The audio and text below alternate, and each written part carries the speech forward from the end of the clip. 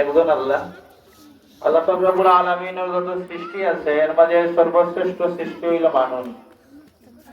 আমরা একদিন আল্লাহ পাকের কাছে চাইছি না যে আল্লাহ আপনার মানুষ হিসেবে আপনি পৃথিবীর মাঝে পাঠিয়ে দুঃখা। তারপরেও আল্লাহ পাক রব্বুল আলামিনে তাইনর নিজ দয়া গুণে মায়া হইয়া আল্লাহ পাকের অত্যন্ত মায়ার সৃষ্টি মানুষ হিসেবে আপনাদের সৃষ্টি করছেন। এটা নিঃসন্দেহে আল্লাহ পাকের দয়া। আল্লাহ পাকের আর একটা দয়া হইল আমরা মানুষ, আবার আমরা যারা এখানে আছি আমরা হইলাম মুসলমান ইমানদার। আমরা একটা দিন কোন ধরনের ফরিয়াদ এরকম করছি না যে আল্লাহ পাক রব্বুল আলামিন আপনি আমারে মুসলমান হিসেবে ইমানদার হিসেবে সৃষ্টি করুন। যারা ওইখানে বন আছি প্রত্যেকেই আমরা জন্মসূত্রে মুসলমান। এমন হয়তো এখন পাওয়া যাইতো না এখানে যে জন্মসূত্রে হিন্দু বৌদ্ধ খ্রিস্টান আসলাম, পরবর্তীতে তাই ইমান গ্রহণ কইরা ইসলাম সামিল হইছে, এরকম মানুষ হয়তো কম আছে। কিন্তু আমরা যারা ওইখানে বন আছি আমরা প্রত্যেকেই জন্মসূত্রে মুসলমান। জন্মসূত্রে বিনা ছাওয়ায় মুসলমান হওয়াটা একটা আল্লাহ পাকের বড় একটা দয়া। যেহেতু অনেক নবী রাসূল কত চাওয়া আছে যে আল্লাহ নবী মুহাম্মদুর রাসূলুল্লাহ সাল্লাল্লাহু আলাইহি ওয়াসাল্লামের উম্মত হওয়া লাগে। খোদ আল্লাহ নবীর দেখা পরেও, আল্লাহ নবীর কথা শোনা পরেও, সাহায্য পাওয়া পরেও অনেক মানুষের ভাগ্যে ইমানের ছায়াতলে আওয়ার সৌভাগ্য হইছে না। আমরা নবী পাইছি না, রাসূল পাইছি না, সাহাবায়ে কেরামকে দেখার সুযোগ হইছে না, সৌভাগ্য হইছে না। তারপরেও 1400 বছর পরে আল্লাহ পাক রব্বুল আলামিন এই জমিনে আমরারে ইমানদার হিসেবে পাঠাইছে। এটা নিঃসন্দেহে আল্লাহ পাকের একটা বড় দয়া। মূলত যত মানুষ এই জমিনে আল্লাহ পাক রব্বুল আলামিন পাঠায় প্রত্যেক মানুষকেও ইমানদার হিসেবে পাঠায়। মানে ইসলামের উপরে ফিতরতের উপরে আল্লাহ পাক রব্বুল আলামিন সৃষ্টি করেন। চাহে তখন হিন্দু মানুষের ছেলে, বৌদ্ধ খ্রিস্টানের ছেলে, মানুষটা ইসলামের উপরে জন্মগ্রহণ করে পরবর্তীতে তার মা বাবার ধর্মের তাবে হইয়া হিন্দুর ছেলে হিন্দু হয়, বৌদ্ধ খ্রিস্টানের ছেলে বৌদ্ধ খ্রিস্টান হয়, ইহুদি নাসারার ছেলে ইহুদি নাসারা হয়। এটাকে আল্লাহ নবী ফরমায় কুল্লু মাউলুদিন ইউলাদু আলাল ফিতরাহ ফাবাওয়াহু ইউহাউদানিহি আও ইউনাসসিরানিহি আও ইউমাজ্জিসানিহি। আল্লাহ নবী ফরমায় প্রত্যেকটা নবজাতক ইসলামের উপরে জন্মগ্রহণ করে, অতঃপর তার মা বাপে তারা ইহুদি বানায়, তার মা বাপে তারা নাসারা বানায়, তার মা বাপে তারা খ্রিস্টান বানায়, তার মা বাবার মাধ্যমে সে অগ্নি পূজা করে। আর আমরা মুসলমানের ঘরে জন্ম নেওয়ার কারণে আমরা আল্লাহ পাকের দয়ায় মুসলমান হইতাম পারছি। একটা জন্মসূত্রে মুসলমান, আলহামদুলিল্লাহ। তোমার তো আজ একজন মানুষের জীবনে বিভিন্ন ধরনের ডিগ্রি থাকতে পারে, কিন্তু ইমানদারের ডিগ্রি লাভ করাটা দুনিয়ার যত ধরনের যত প্রকারের ডিগ্রি থাকুক না কেন, সবচেয়ে বড় ডিগ্রি হইল ইমানদার হওয়া, মুমিন হওয়া, মুসলমান হওয়া। একজন মানুষ দুনিয়ার সবচেয়ে বড় ডিগ্রিধারী কিন্তু ইমানদার নাই, আর একজন মানুষ ইমানদার কিন্তু তেমন বড় কোনো ডিগ্রি নাই। আমার আল্লাহর কাছে কিয়ামতের ময়দানে এই মানুষের চেয়ে বড় ডিগ্রিধারী মানুষ আর কেউ হইতে পারে না। একজন মানুষের হাজার হাজার ডিগ্রি আছে, শত শত ডিগ্রি থাকতে পারে, কিন্তু ইমানের ডিগ্রি থেকে যদি তাই বঞ্চিত হয়ে যায় তাহলে কিয়ামতের ময়দানে দুনিয়া আখিরাতে কোনো ডিগ্রি তাই না কাজ দিত না। যেমনি ভাবে কাফের, মুশরিক, ইহুদি নাসারা, খ্রিস্টান এরারে যে সময় সাকরাতুল কঠিন মুহূর্তে কারিবুল মউত যে সময় আইব, ওই সময় তারা যে সময় ফেরেশতা হলে জাহান্নামের আগুনের যে বিভীষিকাময় অবস্থা দেখাইবে তারা আফসোস করতে থাকবে। কারণ এই সময় তারা দুনিয়াবি কোনো ধন সম্পদ, দুনিয়াবি কোনো টাকা পয়সা, কোনো ধরনের বড় ডিগ্রি এগুলা কোনো কাজে আইতো না। তারা আফসোস করতে থাকবো আর করতে থাকবো। আল্লাহ পাক রব্বুল আলামিন কোরআনুল কারীমের মধ্যে ফরমায় রুবামা ইয়াওয়াদ্দুল্লাযীনা কাফারু লাউ কানু মুসলিমিন। তারা আফসোস করবো আর কইবো হায় রে হায়, যদি আজকে আমরা মুসলমান হইতাম তাহলে তো এই জাহান্নামের আগুন আমরা বুক করা লাগতো না। তারা এই আফসোসটা এমন একটা আফসোসের পর্যায়ে যাইব, অথবা কেউ বুঝবে যে তারা যে সময় হাসরের ময়দান উপনীত হইব, ওয়া দেখব যে তার পাশে থাকা মানুষ হল ইমানদার হওয়ার সুবাদে আল্লাহ পাক রব্বুল আলামিন দলে দলে জান্নাতে পাঠাইরা। তারা এই সময় দেখে দেখে আফসোস করবো আর কই করব, মা ইয়াওয়াদুল্লাযিনা কাফারু লাউ কানু মুসলিমিন। অথবা একজন ইমানদার তাইনের গুনাহ খাতার কারণে, দুনিয়াবি গুনাহ খাতার কারণে তাই জাহান্নামে যাইবা, সাময়িক জাহান্নামে তাইনের এই শাস্তি ভোগ করার পরে আল্লাহ পাক রব্বুল আলামিন ঈমান থাকার কারণে একজন মানুষকে মুমিন হওয়ার সুবাদে আবার জান্নাতে পাঠিয়ে দেন, এবার জাহান্নাম থেকে। সুবহানাল্লাহ। অর্থাৎ কেউ একটা বার যদি আল্লাহ পাক রব্বুল আলামিন রে আল্লাহ বইলা স্বীকার করে, নবীর নবী বইলা স্বীকার করিলে এই মানুষটা একদিন না একদিন জান্নাতে যাইব। সুবহানাল্লাহ। যদি দুনিয়ার জমিনও যত ধরনের গুনাহ খাতা সংগঠিত করে এগুলার শাস্তি ভোগ করবো, যে সময় জাহান্নামী হলে জাহান্নামে তারা খান্ত থেকে মানুষের টানি টানি জান্নাতে আনা দেখবো, তারা আফসোস করবো আর কি করব, মা ইয়াওয়াদুল্লাযিনা কাফারু লাউ কানু মুসলিমিন। আল্লাহ পাক রব্বুল আলামিনের বিশেষ দয়া হইলো আমরা এই মুসলমান মুমিন হওয়াটা একটা নিঃসন্দেহে আল্লাহ পাকের দয়া। আজকের পৃথিবী একজন মুমিনের কাছে তার ঈমানের চেয়ে বড় কোনো সম্পদ, ঈমানদার হওয়ার চেয়ে বড় কোনো ডিগ্রি আর হইতে পারে না। আজকের পৃথিবীর যদি আমরা চাই, সিরিয়া, ফিলিস্তিন, মায়ানমার সহ পৃথিবীর দিকে দিকে আজকের পৃথিবীর মুসলমান সকল নির্যাতিত, নিপীড়িত, নিষ্পেষিত, কারণ একটাও, তারা ঈমানদার। আর কোনো কারণ নাই।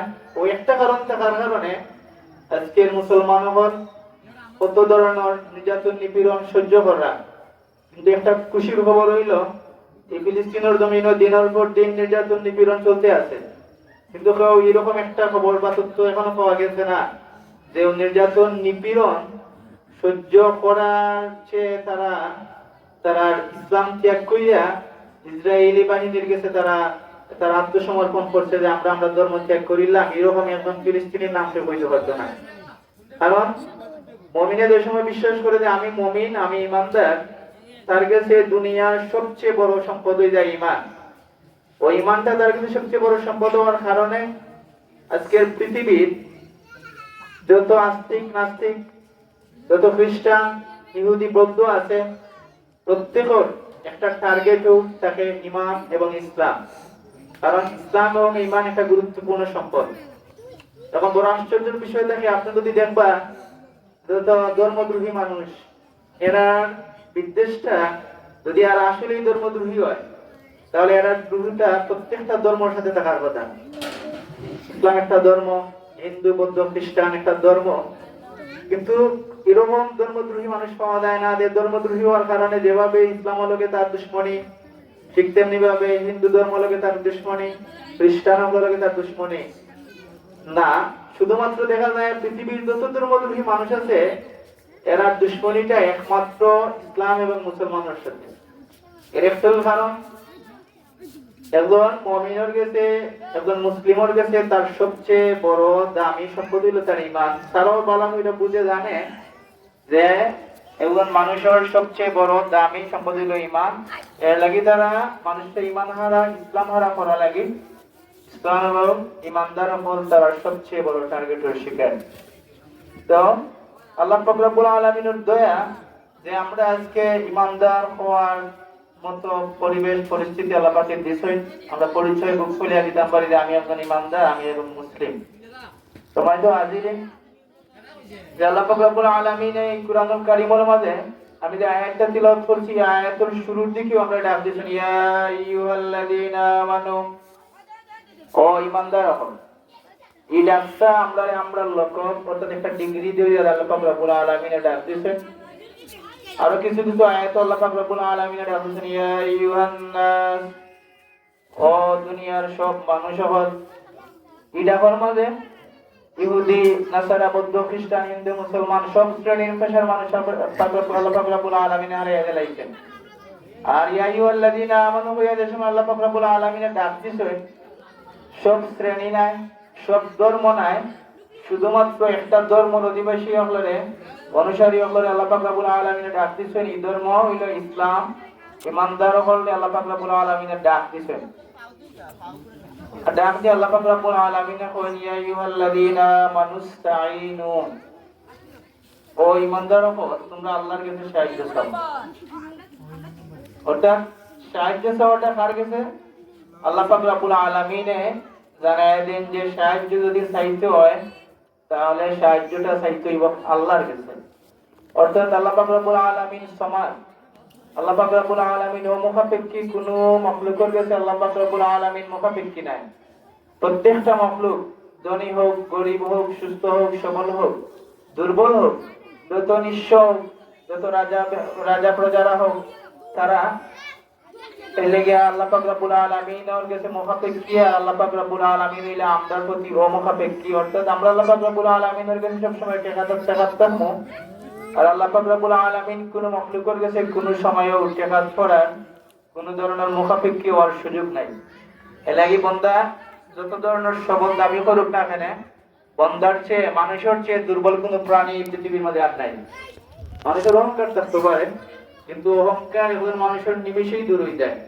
এর লাগি আল্লাহ পাক রব্বুল আলামিন জানেন যে বান্দা বিপদে পড়বো, মুসিবতে পড়বো, সাথে সাথে জানাইয়া দিন বান্দা যে সময় তুমি কোনো মুসিবত বিপদে পড়বে তুমি সাথে সাথে আমি আল্লাহর কাছে সাহায্য চাইবে। সুবহানাল্লাহ। রব্বা তখন আল্লাহ পাক রব্বুল আলামিন ওয়া ইযা সাআলাকা ইবাদি আন্নি ফাইন্নী করিব উজিবু দাওয়াতাদ দাঈ ইযা দাআন। আল্লাহ পাক রব্বুল আলামিন আল্লাহ নবী মুহাম্মদ রাসূলুল্লাহ সাল্লাল্লাহু আলাইহি ওয়াসাল্লাম জানায় দেন, বন্ধু আপনি জানায় দেন আমার বান্দা যে সময় আমার সম্পর্কে আপনার কাছে জানতে চাইবো, আপনি কইবা আমি খুব কারীব, নিকটবর্তী। নিকটবর্তী কতটুকু নিকটবর্তী? তার সারবর্তী, যতটুকু নিকটবর্তী হওয়া যায় এর চেয়ে বেশি নিকটবর্তী। আল্লাহ পাক রব্বুল আলামিনের চেয়ে নিকটবর্তী কেউ নাই। আপনি বিপদে পড়লেন, আপনি যদি ভাবেন যে আপনার একজন খুব অন্তরঙ্গ বন্ধু আছেন, আপনারা সাহায্য করবা, এমনও হইতে পারে যে আপনি এই বিপদের টাইমে আপনি যা লগে দিন রাত 24 ঘন্টা প্রতিটা মুহূর্ত পাস করেন, এটি আপনি না হইতে পারেন। এমন সময় বিপদে পড়তে পারেন, দুনিয়ার সব ধরনের দরজা, সব ধরনের সুযোগ সুবিধা, হাসপাতাল, গাড়ি ঘোড়া সবটা বন্ধ, কিন্তু এই সময় আপনি আপনার বড় ধরনের সহযোগিতা কেবল থেকে পাইতে নাই। কিন্তু একটা সত্য, ধ্রুব সত্য, যে একজনের দরজা সব সময় খোলা। আর দরজা আল্লাহ পাক রব্বুল আলামিনের দরজা আমার আপনার লাগি সব সময় খোলা। যে সময় আমরা বিপদ হইরা, মুসিবত হইরা আল্লাহর দরবারে হাত তুলতে দিবি, আল্লাহ পাক রব্বুল আলামিনের সারা দিয়া বান্দা হইয়া ডাক দিতে দিবে না। সুবহানাল্লাহ। এটা কি আল্লাহ কই যে নবী যে সময় আমার বান্দা আপনার কাছে আমার সম্পর্কে জানতে চাইবো, আপনি তারে জানাইবা যে আমি আল্লাহ নিকটে, অতি নিকটে, অতি নিকটে। যে সময় আমার ডাক দিব, ডাকের সাথে সাথে আমার কাছ থেকে সাড়া পাইব। সুবহানাল্লাহ। এর লাগি আপনি আপনার জীবনে, আমি আমার জীবনে মিলাইতে দেখা যাইব এমন আমি বিপদের দিন আমার জানা শোনা 100% জানা যে আমার এই বিপদ, এই কঠিন মুহূর্ত আমার এই বন্ধুটা, এই আপনজনটা আমি পাশে পাইব। কিন্তু আমি আপনি দেখা গেছে যে এই বিপদের সময় এতে পাওয়া যেতে না, সারা বছর পাওয়া যেতে, সারা মাস পাওয়া যেতে, দিনের পর দিন ইনলোকে চলছেন, বছরের পর বছর সময় কাটাইছেন 24 ঘন্টা, কিন্তু বিপদের টাইমে এতে আপনি আপনার ভরসার মতো মানুষ যারে আপনি মনে করবেন এটা পাইতা না। তো এখন সব সময় পাইবা যা না হওয়ার কোনো সময় নাই। ফোন আছে আপনার, দেখা যায় যে আপনার এখন বন্ধু আছে, বন্ধু হওয়ার সাথে সাথে ফোন ধরে দিবা, কিন্তু আপনার বিপদের টাইমে এনে কোনো ফোন চাইতো না, আপনার নেটওয়ার্কে কাম করতো না, এই ফোন গেল না ধরার সম্ভাবনা বেশি থাকে। কিন্তু একজনের দরবারে যদি আপনি হাত দিলেন, আল্লাহ ডাক দিতে দেরি হইব, আল্লাহ পাক রব্বুল আলামিন ইশারা দিতে দেরি হইতো না। সুবহানাল্লাহ। এর লাগি আল্লাহ পাক রব্বুল আলামিন ফরমায় উদউনি আস্তাজিব লাকুম, ও আমার বান্দা তোমরা আমার কাছে চাও, চাও চাও চাও, আমি তোমার ডাকে সাড়া দেব। সুবহানাল্লাহ। সময় তো হাজিরিন, ডাক দিয়েও একটা অর্ডার দিছেন যে ইস্তাইনু, তোমরা সাহায্য চাও, বিসসবরি ওয়াস সালাত, ধৈর্য এবং নামাজের মাধ্যমে, ধৈর্য এবং সালাতের মাধ্যমে তোমরা আমার কাছে সাহায্য চাও। এখানে আল্লাহ পাক রব্বুল আলামিন কত সুন্দর কইরা আমরারে সাহায্য চাওয়ার দুইটা সিস্টেম শিখিয়ে দিলেন, একটা হইল ধৈর্য আর একটা হইল সালাত। এখন আপনি প্রশ্ন করতে পারেন, আল্লাহ পাক রব্বুল আলামিন ঈমানের পরেও সবচেয়ে গুরুত্বপূর্ণ আমল হইল সালাত। ঈমানের পরে হইল সালাতুর স্থান, কারণ একজন মুমিন যে তার মুমিনে প্রমাণ করার প্রথম স্টেপটা হইল সালাত।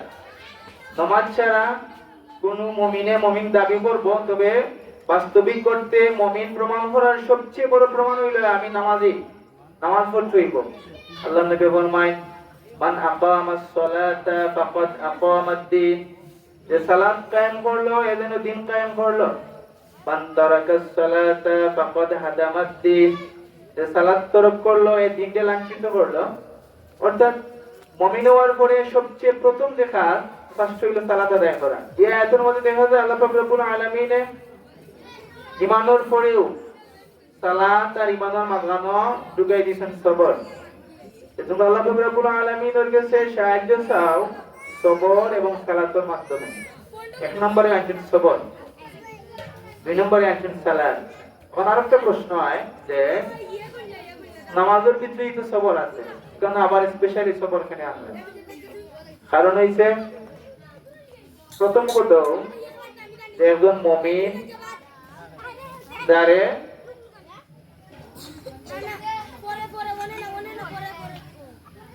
প্রথম কথাটা হইছে যে সবরের মানে হইল বাধা দেওয়া, বিরত রাখা। আমরা তো জানি শুধুমাত্র সবর অর্থ ধৈর্য ধারণ করা, ধৈর্য ধারণ করা। আরো দুইটা অর্থ আছে যেগুলা যে বাধা দেওয়া, বিরত রাখা। বাধা দেওয়া কিনা বাধা দেওয়া যে সময় আপনার কোনো মুসিবত আইব, যে সময় কোনো বড় কঠিন পেরেশানি আপনি করবা, সময় আপনার অন্তর অস্থির হইবে, আপনি খুব বেশি পেরেশান হয়ে যাবা। আল্লাহ পাক রব্বুল আলামিনের ফয়সালা হইল এই সময় আপনি আপনার অন্তরে অস্থিরতা থেকে বাধা দিবেন, আপনার অন্তরে অস্থিরতা থেকে আপনি ফিরে রাখবেন। অথবা যতক্ষণ আপনার বড় কোনো মুসিবত বালা মুসিবত দেখা দিলে আপনি হয়রান হইবা, এমন কোনো কিছু কর্মকাণ্ড ঘটাইবা যেগুলা আপনার লাগি, সমাজে লাগি, পরিবারও লাগি বিপজ্জনক হইতে পারে। এগুলা থেকে আপনার অঙ্গ প্রত্যঙ্গরে, অন্তরে, জিহ্বারে আপনি বিরত রাখবেন। সচরাচর দেখা যায় বড় কোনো মুসিবত ঘটা পরে, বড় কোনো বিপদ আপদ দুর্ঘটনা সংঘটিত হওয়ার বাদে আমরা মুখ লাগাম ছাড়া হয়ে যায়। কথাবার্তার ক্ষেত্রে আমরা লাগামহীন হই, এমন কিছু কথাবার্তা হই যেগুলা দিয়ে আমরা প্রমাণ করি যে আমরা ধৈর্যশীল নাই, যেগুলা দিয়ে প্রমাণ করি যে মূলত যে একজন মানুষের উপরে এই হাজর দায়টা আমরা চাপাই দিলেন। এলাকে আল্লাহ পাক রব্বুল আলামিনের বলা সাহায্য চাওয়ার প্রথম যে মাধ্যমটা আইনছেন এটা হইছে ইস্তাঈনু বিস-সাবরি ওয়াস-সালাত।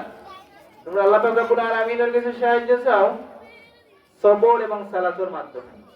এলাকে উলামায়ে কেরামে সবরের কয়েকটা প্রকারে ভাগ করছেন।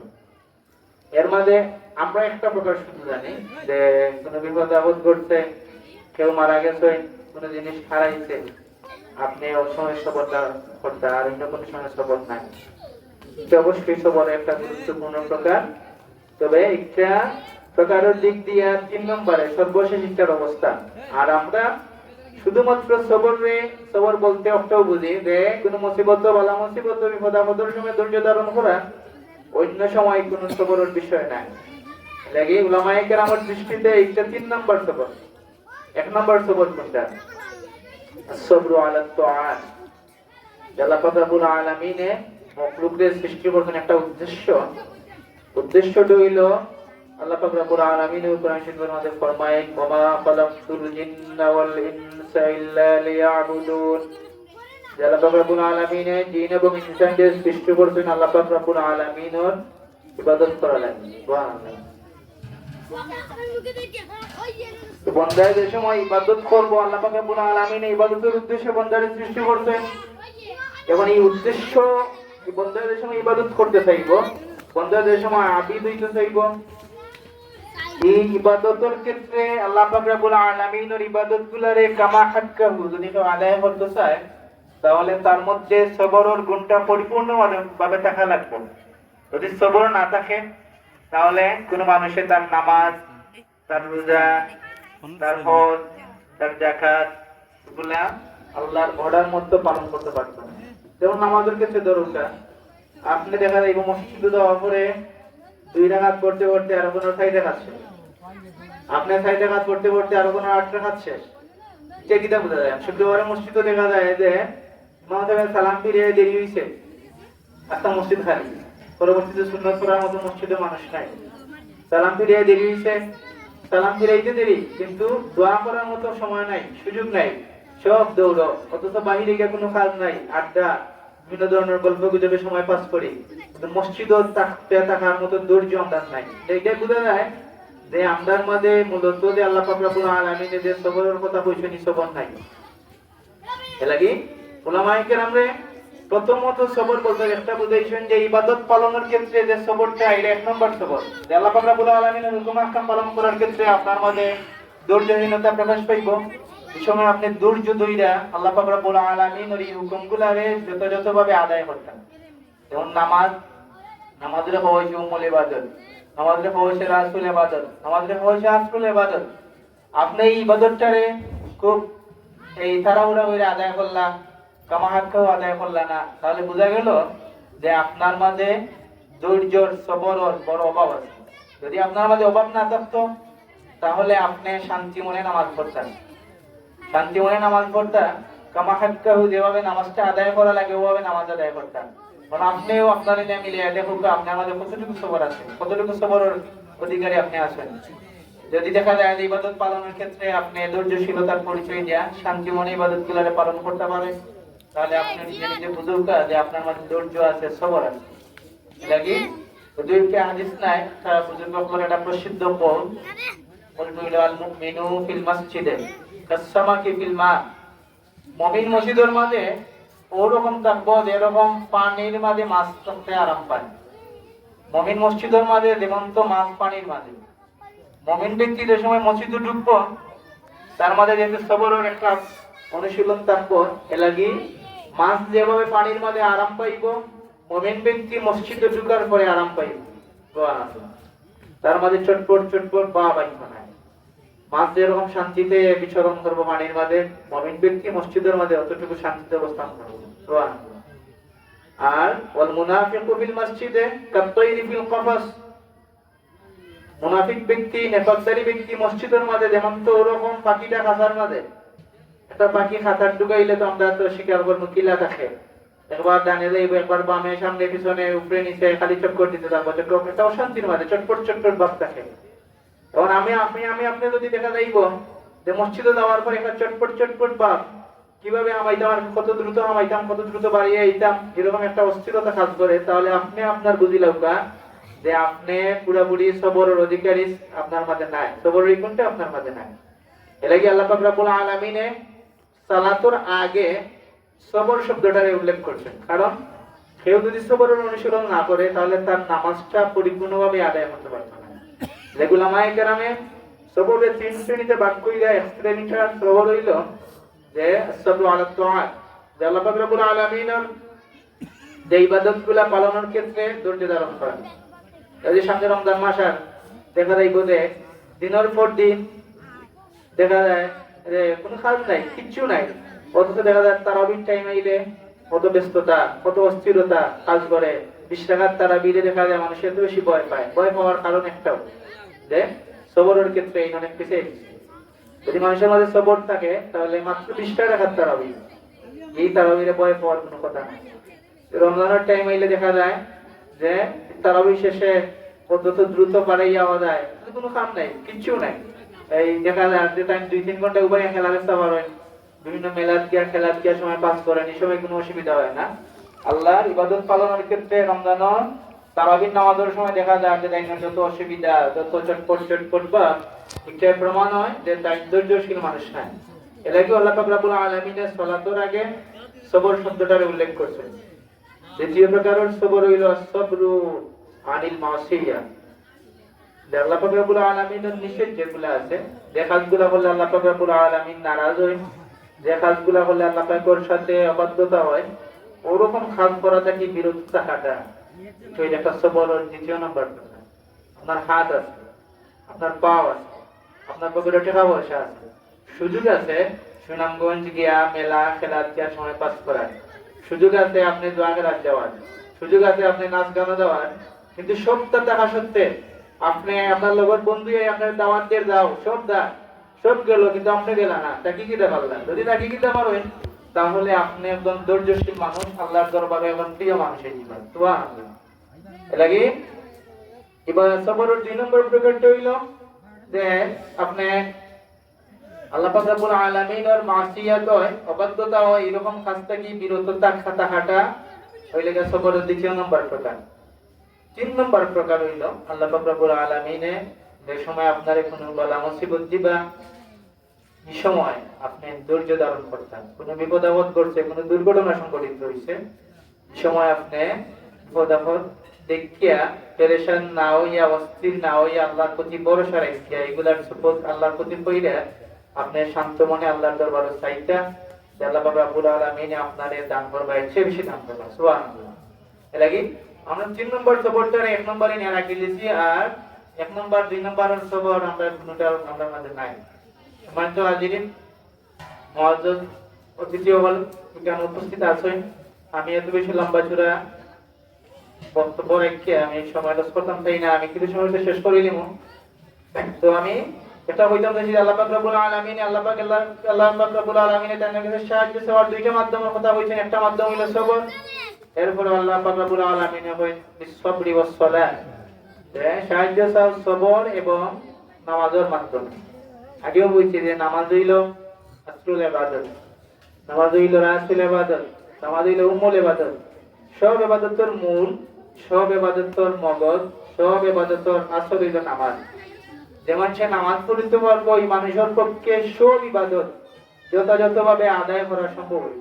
নামাজ যদি কেউ বাদ দেয়, তাহলে এই মানুষটার পক্ষে অন্যান্য যত ইবাদত করুক, আল্লাহ পাক রব্বুল আলামিনের কাছে এই ইবাদতের তেমন বেশি মূল্য থাকতো না, কারণ হচ্ছে কিয়ামতের ময়দানে আল্লাহ পাক রব্বুল আলামিনে বান্দার প্রথম যে হিসাবটা নিবা, এই হিসাবটাই নামাজের হিসাব। নামাজের হিসাব দিয়ে আমরা আটকে দিব, এইটার পক্ষে আর অন্য কোনো জিনিসের হিসাব দেওয়ার প্রয়োজন নাই। অন্য আটকে গেলে অন্য আটকা রাখবো। কোন রওয়ায়াত হইছে যে আল্লাহ পাক রব্বুল আলামিন আল্লাহর হকর বিচার নিলে প্রথমে নিবা নামাজের বিচার, নামাজের বিচার করবা, নামাজের হিসাব নিবা।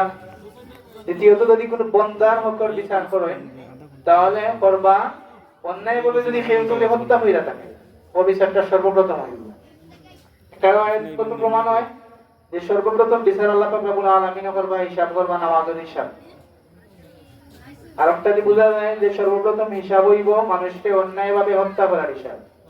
অর্থাৎ আল্লাহর হকর বিচার হইলে নামাজের বিচার হইব, বান্দার হকর বিচার হইলে এই মানুষকে অন্যায়ভাবে হত্যা করার বিচার হইব।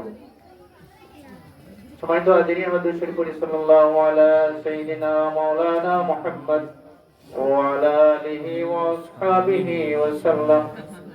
সাল্লাল্লাহু আলা সাইয়্যিদিনা মাওলানা মুহাম্মদ ওয়া আলা আলিহি ওয়া আসহাবিহি ওয়া সাল্লাম। আমি একটা খবর দিলাম যে নামাজ হইল উম্মুল ইবাদত, নামাজ হইল রাসুল ইবাদত, নামাজ হইল আসল ইবাদত। যে মানুষে নামাজ পড়ি লিব, এই মানুষের পক্ষে সব বালাখাত সুন্দর মতো আদায় করার সুযোগ হইব। কারণ নামাজের মাঝে সব ইবাদতের কিছু অংশ আছে। যেমন নামাজের মাঝে কিরাত আছে, আমরা কোরআন শরীফ থেকে তেলাওয়াত করি না। নামাজের মাঝে তাসবিহ আছে, সুবহান রাব্বিয়াল আযীম, সুবহান রাব্বিয়াল আযীম। নামাজের মাঝে ইস্তিগফার আছে, আল্লাহুম্মা ইন্নী যালামতু নাফসি যুলমান কাসীরা। নামাজের মাঝে দুরূদ শরীফ আছে। যত ধরনের ইবাদত আছে, প্রত্যেকটা ইবাদত কেউ বলছেন নামাজের মাঝে রোজার প্রভাব আছে। হ্যাঁ, রোজা রাখলে যেভাবে আপনি কোনো কিছু খাইতে পান করতে পারেন না, কিন্তু নামাজ পড়াকালীন সময়েও দেখা যায় নামাজের মাঝে রোজার প্রভাব থাকার কারণে আপনি নামাজ যত সময় পড়বা, এই সময় আপনার খানি পানি থেকে আমরা বিরত থাকি না। তাই উলামায়ে কেরাম বলেন যে নামাজের মাঝে রোজার একটা অংশ আছে। আবার কেউ বলেন যে নামাজের মাঝে যাকাতও আছে। যাকাতটা কিভাবে? আপনি তো বলবেন দিন নামাজ পড়বা আর দিন নামাজ পড়েন না। দিন নামাজ পড়বেন, এই দেখা যায় যে দিন নামাজ পড়েন না, এই চেয়ে বেশি পবিত্র থাকা লাগে, খবর দুবার বেশি দোয়া লাগে। খবর দুবার দই তৈলে, সাবানোর তোলে, বিভিন্ন ডিটারজেন্ট পাউডারের তোলে, এগুলার তোলে, কাপড় লন্ডি করতে গিয়া এটার তোলে কাপড় পরিপাটি রাখতে হইলে একটা বাড়তি বেয়ে থেকে বাড়ি যায়। ইচ্ছাও উলামায়ে কেরামে বলছেন যে ইচ্ছাও একটা নামাজের যাকাতের পর্যায়ে পৌঁছে। সুবহানাল্লাহ। হ্যাঁ, আপনি আরেকজন মানুষ নামাজ পড়ে না, আপনি নামাজ পড়েন। নামাজ পড়েন বিধে আপনার কাপড় চোপড় এগুলা বেশি সুন্দর রাখা লাগবে, পরিষ্কার রাখা লাগবে। এটা কি দেখা যায় যে আপনার ব্যয় একটু বাড়বো, ব্যয় বাড়বো মানে আপনার সাবান বেশি লাগবে, আপনার হুইল পাউডার বেশি লাগবে, এগুলো একটা ব্যয়। এই বেটাও আল্লাহর দরবারে আল্লাহ পাক রব্বুল আলামিনের হিসাব হইলা মায়া হইলা আপনার জান্নাত দিবেন সুবহানাল্লাহ। এটা কি ওই যে নামাজের মধ্যে রোজার প্রভাব আছে, নামাজের মধ্যে যাকাতের প্রভাব আছে, তাই নামাজের হইছে উম্মুল ইবাদত, নামাজের হইছে রাসুল ইবাদত। সালাম হাজিরিন, এর বাদে আল্লাহ পাক রব্বুল আলামিনে সুসংবাদ শুনাই, ইন্নাল্লাহা মাআস সাবিরিন। নিশ্চয় আল্লাহ পাক রব্বুল আলামিন ধৈর্যশীল হল এর সাথে আছে। কারণ ধৈর্যশীল কিভাবে বলা যায়, যে প্রথমত ধৈর্যশীল আগে আমি কইছি বারবার আমার কইরা যে আল্লাহ পাক রব্বুল আলামিনের ইবাদতের ক্ষেত্রে আমি ধৈর্যশীলতার পরিচয় দিতে হইছে। আল্লাহ পাক রব্বুল আলামিনের নাফরমানি এইরকম কাজ করার ক্ষেত্রে আপনি ধৈর্যশীলতার পরিচয় দিতে হইবে। দ্বিতীয়ত বালা মুসিবত আইতে পারে। আল্লাহ পাক রব্বুল আলামিনে কইছেন যে বালা মুসিবত খেলে দিবা, ওয়ালা নাবলুওয়ান্নাকুম বিশাইইন মিনাল খাউফি ওয়াল জু'i ওয়া নাকসিম মিনাল আমওয়ালি ওয়াল আনফুসি ওয়াত তামারাত ওয়া বাশশিরিস সাবিরিন। আল্লাহ পাক রব্বুল আলামিনে ফরমায় ওয়ালা নাবলুওয়ান্নাকুম, অবশ্যই আমি তোমাদের পরীক্ষা করব। আল্লাহ পাক রব্বুল আলামিনে বান্দারে পরীক্ষা করার মাধ্যম হিসাবে বিভিন্ন জিনিস দিয়ে পরীক্ষা করবা, এর মধ্যে ভয় দিবা। বিভিন্ন ধরনের ভয় থাকবো, জালিমের ভয় থাকবো, বিভিন্ন শ্রেণীর বিভিন্ন প্রকারের ভয় আছে। ভয়ের মাধ্যমে আল্লাহ পাক রব্বুল আলামিনে বান্দারে পরীক্ষা করবা। যারা আরবি ভাষা বুঝেন এরা দেখো বলা নাবলুওয়ান্নাকুম, লাম তাকিদ লাগাইলাছে, নুন তাকিদ লাগাইলাছে, দুইটা তাকিদ দিয়ে আল্লাহ পাক রব্বুল আলামিনে কয় যে আমি অবশ্যই তোমাদের পরীক্ষা করব, যে কিতাদি মিনাল খাউফি ওয়াল জু', ভয়ের দ্বারা, জু' মানে ক্ষুধার দ্বারা, অভাবের দ্বারা, ওয়া নাকসিম মিনাল আমওয়াল, তোমরা সম্পদের ক্ষয়ক্ষতির দ্বারা, ওয়াল আনফুস, তোমরা জানের ক্ষয়ক্ষতি, ওয়াত তামারাত, ফসলের ক্ষয়ক্ষতি। বাদে আল্লাহ পাক রব্বুল আলামিনে কয় যে যদি তুমি ক্ষয়ক্ষতির সময় তুমি সবর ধৈর্যশীলতার পরিচয় দাও, আল্লাহ পাক রব্বুল আলামিন আল্লাহর নবীকে জানায় দেন, নবী আপনি তারা জানায় দাও ওয়া বাশশিরিস সাবিরিন, যে সুসংবাদটা হইলো ধৈর্যশীল হওয়া লাগে। আপনি ধৈর্যশীল হলে সুসংবাদ দেও যে তারা যদি আমারই পরীক্ষা পাস করে তাহলে আমি তারারে জান্নাত দিব। সুবহানাল্লাহ।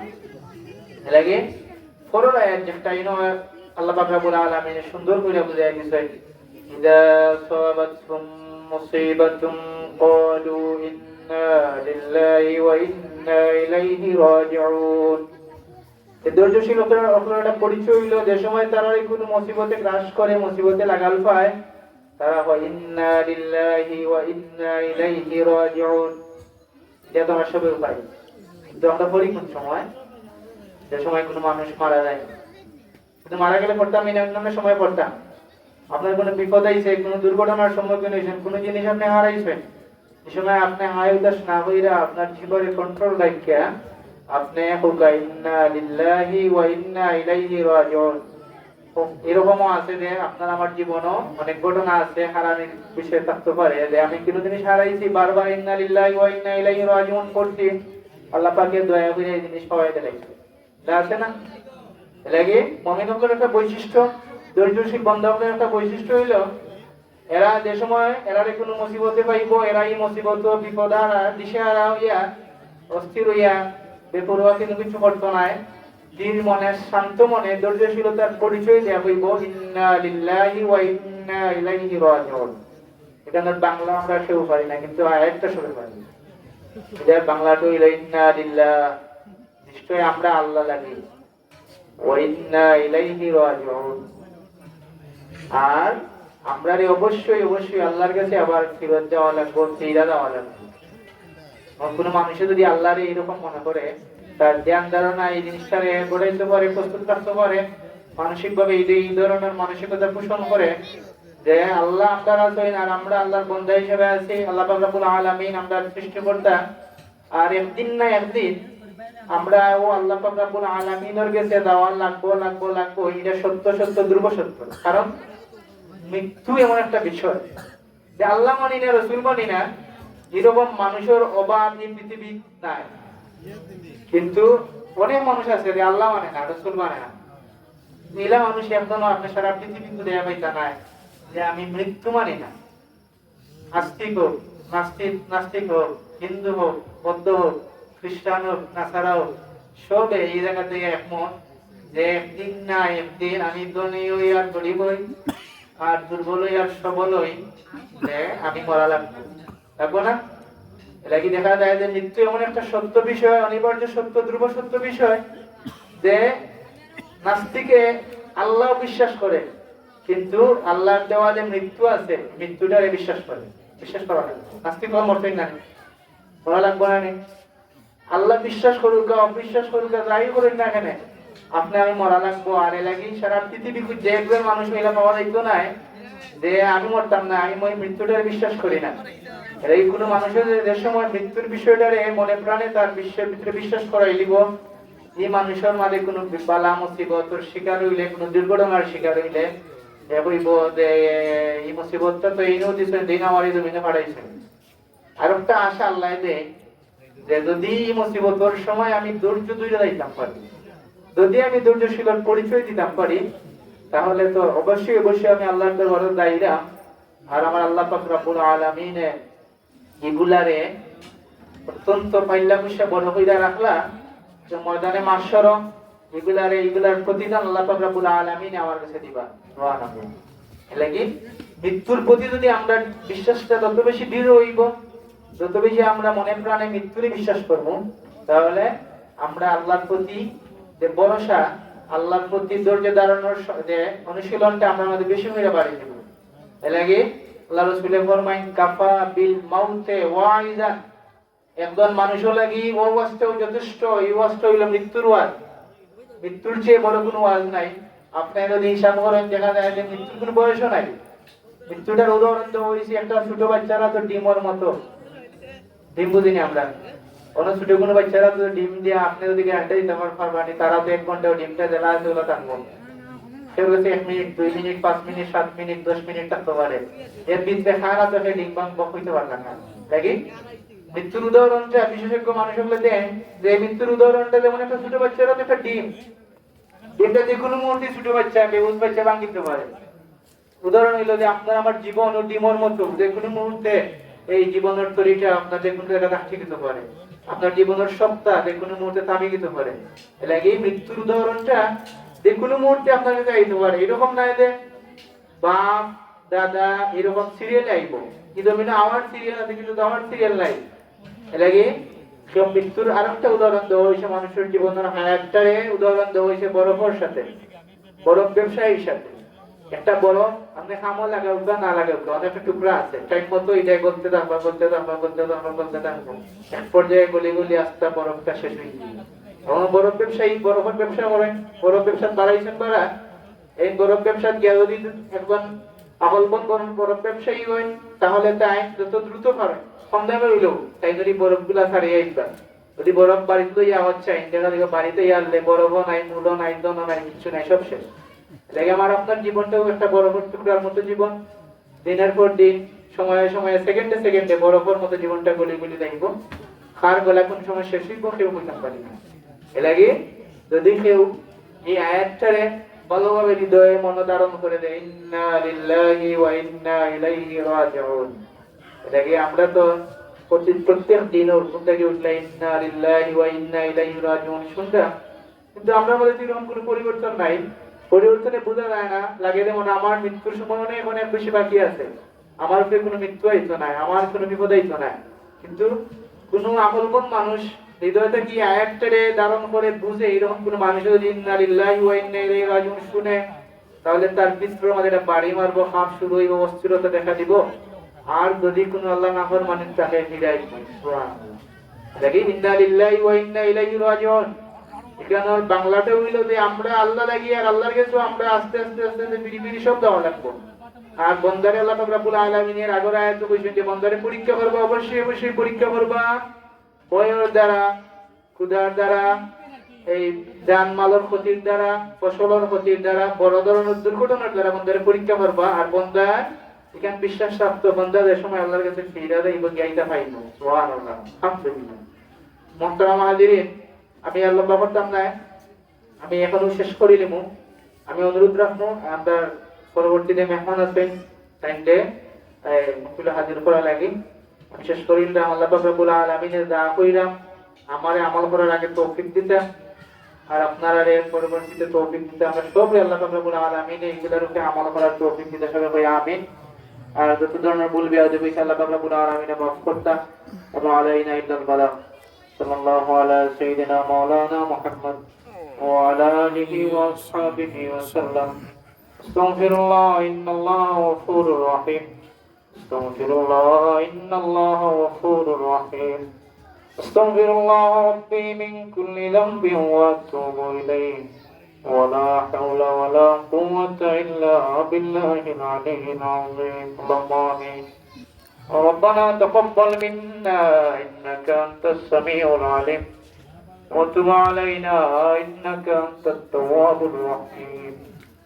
ربنا ولا تحملنا ما لا طاقة لنا به واعف عنا واغفر لنا وارحمنا أنت مولانا فانصرنا على القوم الكافرين. يا الله يا أرحم الراحمين يا أرحم الراحمين. আল্লাহ যা কিছু কইলাম কবুল ফরমাও। আমার আগে আমল করার তৌফিক দাও, আমরা প্রত্যেককে আমল করার তৌফিক দাও। আল্লাহ আমারে মাফ করে দাও, আমরা প্রত্যেককে মাফ করে দাও ইয়া আল্লাহ। আমরা মায়ের মাইবাপরে মাফ করে দাও ইয়া আল্লাহ। আপনার উস্তাদ সাহেবগুলোরে মাফ করে দাও ইয়া আল্লাহ। যারা হায়াতে বাকি আছেন নেক হায়াত দাও ইয়া আল্লাহ। ইয়া আল্লাহ যারা কবরের বাসিন্দা হয়ে গেছেন তামাম দরজাতে অনেক অনেক বেশি বরকত ফরমাও। আল্লাহ আমরা বাবা অনজন মুশকিল মুসিবত দূর করে দাও ইয়া আল্লাহ। ইয়া আল্লাহ আমরা সব ধরনের পেরেশানি গুলারে দূর করে দাও ইয়া আল্লাহ। আল্লাহ শান্ত মনে আপনার গোলামি আদায় করেন। ইয়া আল্লাহ দেখতে দেখতে জীবনটা শেষ হওয়ার পথে মাবুদ জানি না কার কোন দিন যাওয়া লাগবে ইয়া আল্লাহ। এর আগে আগে আপনার বান্দারে গোলাম হিসেবে মাফ করে দিও ইয়া আল্লাহ। আল্লাহ তাআলা আমাদের জন্য মুশকিল মুসিবত দূর করে দাও। এই মাহফিলে আওয়াজ থেকে আখির পর্যন্ত কবুল ফরমাও ইয়া আল্লাহ। মাহফিল সহ্য করো করে দুনিয়া আখিরাত সহ্য করো। এই গ্রাম এই এলাকার तमाम মুর্দেগানে আমার সত্য সত্য পৌঁছে দাও ইয়া আল্লাহ। तमाम মুর্দেগানে কারামার রুহে আমরা রুহে খুশি আর রাজি করে দাও ইয়া আল্লাহ। سبحان ربك رب العزة عما يصفون وسلام على المرسلين الحمد لله رب العالمين.